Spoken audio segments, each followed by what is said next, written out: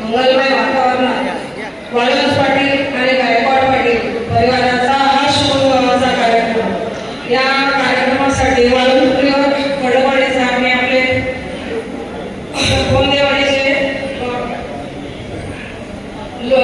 गोंदेवाडीचे गायकवाड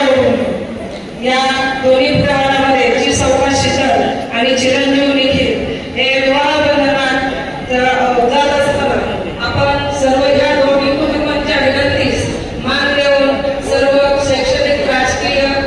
धार्मिक सर्व क्षेत्रातील उपस्थित मंडळी